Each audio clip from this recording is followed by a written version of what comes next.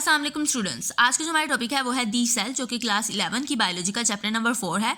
तो स्टूडेंट्स, अगर आपने मेरा ये चैनल सब्सक्राइब नहीं किया तो please like and subscribe my channel so that कि इससे नेक्स्ट टॉपिक्स की वीडियो आपको फ़ौरन मिल जाए। तो चलिए स्टार्ट करते हैं सेल की डेफिनेशन से। सेल क्या है?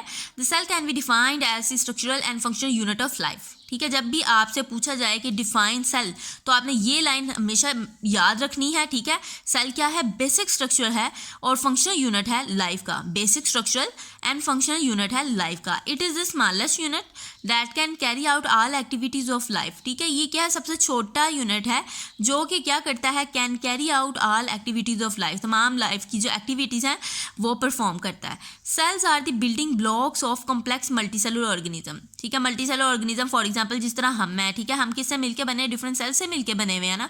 तो इसका मतलब जो मल्टीसेलुलर ऑर्गेनिज्म है उनके बिल्डिंग ब्लॉक्स क्या हैं? सेल हैं। ठीक है, आगे हम चलते हैं students, emergence and implication of cell theory. ठीक है, सबसे पहले जो डेफिनेशन दी गई है आपकी बुक में वो सेल बायोलॉजी की है। इसकी डेफिनेशन क्या है? The study of cell is called cell biology. ठीक है, सेल की स्टडी को क्या कहते हैं? सेल बायोलॉजी, जो कि ब्रांच है एक बायोलॉजी की। ठीक है, begins with the discovery of cell by Robert Hooke 1665। ठीक है, जब रॉबर्ट हुक ने 1665 में सेल की डिस्कवरी की ना, उसके बाद जो थी ये बायोलॉजी की ब्रांच डेवलप की गई, बनाई गई। Who reported his work in his famous publication Micrographia. और रॉबर्ट हुक ने अपना जो वर्क था वो कहाँ पर रिपोर्ट किया था? अपनी फेमस पब्लिकेशन में, जिसका क्या नाम था? माइक्रोग्राफिया। या आपसे एमसीक्यूज में भी पूछा जा सकता है। और स्टूडेंट्स, आपने एक जो चीज़ है वो अच्छे से मेमोराइज रखनी है कि सेल को किसने डिस्कवर किया था? रॉबर्ट हुक ने डिस्कवर किया था। और कब डिस्कवर किया था? 1665 में। अब इसकी डिस्कवरी को देखते हैं कि किस तरह जो था ना सेल इसने डिस्कवर किया। He prepared and study thin section of cork that plant material under his self made compound microscope. इसने क्या किया? इसने बनाया और मुतालिया किया थिन सेक्शन ऑफ कॉर्क का। ठीक है, कॉर्क क्या है? डेड प्लांट मटेरियल है। Under his self made compound microscope, जो उसने खुद कंपाउंड माइक्रोस्कोप बनाई हुई थी ना, उसके नीचे इसने थिन सेक्शन ऑफ कॉर्क को क्या किया? स्टडी किया।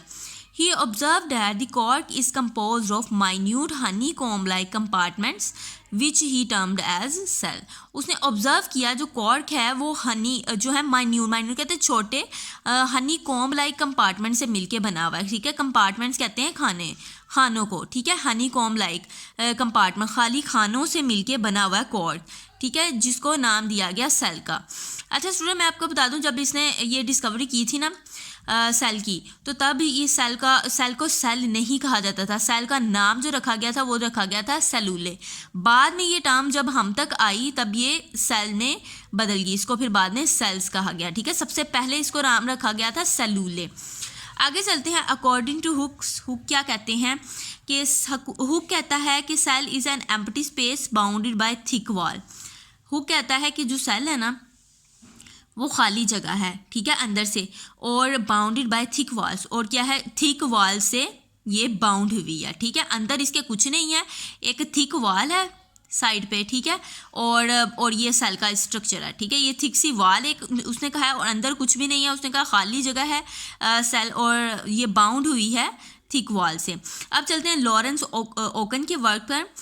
लॉरेंस ओकन 1885 में क्या बिलीव करते थे? ही believe that all living things originate from or consist of vesicles और cells। उससे क्या वो कहते थे कि तमाम लिविंग बींग्स जो है ना वो ओरिजिनेट हुए हैं, और या तो वो कंसिस्ट हुए हैं, ठीक है, और ओरिजिनेट हुए हैं किससे? सेल से।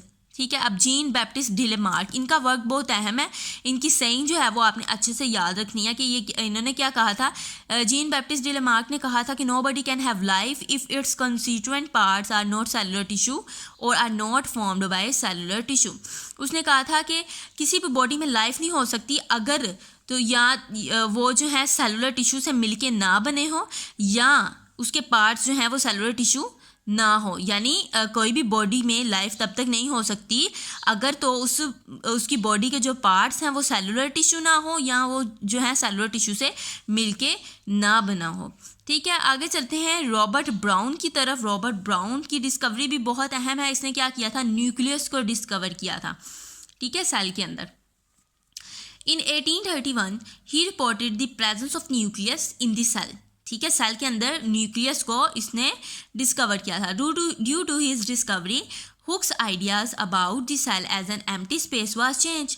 क्योंकि हुक ने क्या कहा था, हुक ने तो यही कहा था कि जो सेल है वो एम्प्टी स्पेस है और वो बस क्या हुआ है, थिक वाल से क्या है, बाउंडेड है, अंदर उसके कुछ नहीं है। लेकिन रॉबर्ट ब्राउन ने क्या डिस्कवर कर लिया, न्यूक्लियस डिस्कवर कर लिया सेल के अंदर। तो इस तरह क्या हुआ कि जो हुक्स का आइडिया था ना कि cell is an empty space, वो बदल गया। It was later established that cell is not an empty space. ये बाद में बताया गया कि सेल जो है वो एम्प्टी स्पेस नहीं है। ये आपने लाजमी याद रखना है कि रॉबर्ट ब्राउन ने क्या किया था, न्यूक्लियस को डिस्कवर किया था, जबकि जो रॉबर्ट हुक है उसने सेल को डिस्कवर किया था और उसने कहा था कि cell is an empty space bounded by thick walls. ठीक है, इसने कब किया था सेल को डिस्कवर, 1665 में, और जबकि जो न्यूक्लियस था वो कब डिस्कवर हुआ था, 1831 में। आगे चलते हैं हम Theodor Schwann and Matthias Schleiden के वर्क की तरफ। दे वर्क इंडिपेंडेंटली, ठीक है, came out with a theory called cell theory. इन्होंने इंडिपेंडेंटली काम किया, इन्होंने इकट्ठे काम नहीं किया था, इंडिपेंडेंटली इन्होंने काम किया। और उसके बाद उन्होंने एक थ्योरी जो थी वो बनाई जिसका नाम उन्होंने रखा cell theory. They found that the cell consisted of 3 basic part. इन्होंने क्या फाउंड किया, इन्होंने फाउंड किया कि जो सेल है वो 3 बेसिक पार्ट से मिलके बना है। नंबर 1 इज़ द न्यूक्लियस, सबसे पहली बात तो ये कि इसमें न्यूक्लियस होता है। The second one is the fluid, जिसका जो क्या है साइटोप्लाज्म सराउंडिंग द न्यूक्लियस, जो कि न्यूक्लियस के इर्द गिर्द सराउंड करता है। And an outer thin covering or membrane called plasma membrane. और क्या है, आउटर एक थिन कवरिंग है, ठीक है, जिसका नाम क्या है, प्लाज्मा मेम्ब्रेन है। ठीक है, क्या क्या चीज़ें हैं इसके पास, एक तो न्यूक्लियस है, आप देखें ये समझ लें कि ये प्लाज्मा मेम्ब्रेन है, ठीक है, ये अंदर क्या है, इसके न्यूक्लियस है, ठीक है। ये जो आउटर लेयर है ये क्या है, आउटर कवरिंग क्या है, प्लाज्मा मेम्ब्रेन है, अंदर क्या है, न्यूक्लियस मौजूद है, और यहाँ पर जो फ्लूइड मौजूद है इसको हम क्या कहेंगे, साइटोप्लाज्म। तो इस तरह थियोडर सचवान और मैथियस सचलीडन ने क्या कहा, उन्होंने कहा कि जो सेल है वो 3 बेसिक पार्ट से मिलके बना है। नंबर 1 इज न्यूक्लियस, जो कि इसके अंदर मौजूद है, ठीक है, न्यूक्लियस, और न्यूक्लियस के इर्द गिर्द क्या है, सराउंड करता जो फ्लूइड है उसका नाम है साइटोप्लाज्म, और जो आउटर थिन जो कवरिंग है उसको क्या कहा उसने, प्लाज्मा मेम्ब्रेन। अब चलते हैं रुडोल्फ विर्च्यू की वर्क की तरफ। In 1855, he hypothesized that new cells arise or formed only by division of previously existing cell. अच्छा जी, जो रुडोल्फ विर्च्यू है वो क्या कहते हैं कि न्यू सेल्स अराइज, नए सेल अराइज करते हैं और बनते हैं only by the division of previously existing cell. जब पहले से मौजूद जो लिविंग सेल्स होते हैं वो जब डिवाइड करते हैं तो फिर नए सेल बनते हैं। फॉर एग्जांपल कि ये एक सेल है, ठीक है, ये सेल क्या करेगा, डिवाइड करेगा तो 2 सेल नए बन जाएंगे। उन्होंने यही कहा था, उन्होंने कहा था कि नए सेल तभी बनते हैं जब पहले से मौजूद लिविंग सेल्स जो होते हैं वो डिवाइड करते हैं, ठीक है। To put in it in Virchow's words ओमनी सेलुले सेलुला, अगर हम इसको विर्च्यूस के वर्ड में कहें तो उसने ये कहा था ओमनी सेलुले सेलुला, यानी जो नए सेल हैं वो पहले से मौजूद जो हैं वो लिविंग सेल से के डिवीजन की वजह से बनते हैं, ठीक है। It was contrary to the idea of abiogenesis, ये कंट्रेरी था आइडिया के, किसके, ए बायोजेनेसिस के, यानी मुखालिफ था। ये आइडिया जो था बिल्कुल ऑपोजिट था ए बायोजेनेसिस के आइडिया से, ठीक है। अब ए बायोजेनेसिस क्या है, इसकी तरफ चलते हैं। ए बायोजेनेसिस है कि लिविंग थिंग का अराइज होना spontaneously from non living things, यानी जो लिविंग थिंग्स हैं वो उनका अराइज होना, उनका बनना नॉन लिविंग थिंग से, ठीक है। नॉन लिविंग थिंग से लिविंग थिंग का बनना वो क्या है, ए बायोजेनेसिस, जो कि एक बिल्कुल डिफरेंट टॉपिक है, इसको आगे जाके हम डिस्कस करेंगे डिटेल में, ठीक है। अब चलते हैं लिविस पास्चर की तरफ के वर्क की तरफ। In 1862, he supplies the experimental proof for Virchew's idea by demonstrating that the microorganism bacteria could be formed only from the existing bacteria.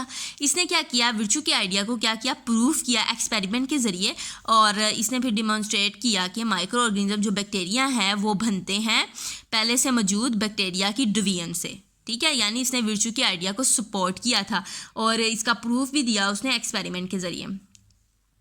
आगे चलते हैं। Original cell theory and the Virchow's ideas gave us to the basis for working definition of living things, और फिर इनके word की वजह से, इनकी आइडियाज़ की वजह से लिविंग थिंग की एक डेफिनेशन जो थी वो बनाई गई। वो क्या थी कि लिविंग थिंग क्या है, लिविंग ऑर्गेनिज्म और living things are the chemical organization compose of cells and capable of reproducing them cells, यानी क्या है, लिविंग ऑर्गेनिज्म और लिविंग थिंग्स क्या हैं, सेल से मिलके बने हुए हैं और ये रिप्रोड्यूस कर सकते हैं दैम सेल्फ, यानी खुद को रिप्रोड्यूस कर सकते हैं, इनमें इतनी कैपेबिलिटी मौजूद है। अगर अब हम चलते हैं अगस्त वेस्टमैन के वर्क की तरफ। इन 1880 ही said that all presently living cells have a common origin, कि जितने भी आज के ज़माने में मौजूद सेल्स हैं उनका एक कॉमन ओरिजिन है, ठीक है, कॉमन ओरिजिन है, because they have basic similarities in the structure and molecules ETC, क्योंकि इनके स्ट्रक्चर में और इनके मॉलिक्यूल्स में ना कुछ बेसिक सिमिलैरिटीज़ हैं। It was shown that they are the fundamental similarities in the chemical composition, metabolic activities and structure, although differ in many respect. ठीक है, वो कहते हैं कि कुछ ये हमें डिफरेंट तो लगते हैं, लेकिन कहीं ना कहीं क्या है, इनकी composition, chemical composition, metabolic activities और इनका स्ट्रक्चर जो है ना वो मिलता है। इसका मतलब ये है कि जो लिविंग सेल्स हैं उनका एक कॉमन ओरिजिन है, यानी पहले एक कॉमन ओरिजिन से ना लिविंग जो थिंग्स हैं ना वो आज के ज़माने की जो लिविंग सेल्स हैं वो अराइज हुए हैं, और अगर इनकी हिस्ट्री को ट्रेस किया जाए तो इनका ओरिजिन क्या होगा, वो होगा सेम होगा। अब चलते हैं सेल थ्योरी की तरफ। इसके सेलिएंट फीचर क्या हैं ये देखते हैं। The salient features of cell theory are the living organisms are compose of one or more cell, यानी लिविंग ऑर्गेनिज्म एक या एक से ज़्यादा सेल से मिलकर बने हुए हैं। Cell is the basic structural and functional unit of our organism. Cell क्या है, बेसिक स्ट्रक्चरल और फंक्शनल यूनिट है तमाम ऑर्गेनिजम्स का। All cells arise from pre existing cell, कि जो तमाम जो सेल्स हैं वो किससे बने हैं, by the division of previously pre existing cell, यानी पहले से जो मौजूद जो सेल हैं उनसे जो हैं वो नए सेल बने हैं। तो स्टूडेंट्स मैं आपको बता दूं कि सेल थ्योरी किसने बनाई थी, सचलीडन और श्वान ने, और इसका जो थर्ड जो फीचर है the all cells arise from pre existing cell, ये किसने दिया था आइडिया, ये विर्चू का आइडिया था। तो स्टूडेंट्स ये था हमारा आज का टॉपिक, ठीक है। अगर आप चाहते हैं कि इसे नेक्स्ट टॉपिक्स की वीडियो आपको फ़ौरन मिल जाए तो students please like and subscribe my channel so that कि इसे नेक्स्ट टॉपिक की वीडियो आपको फ़ौरन मिल जाए। मिलते हैं हम अपनी नेक्स्ट वीडियो में। अल्लाह हाफिज़।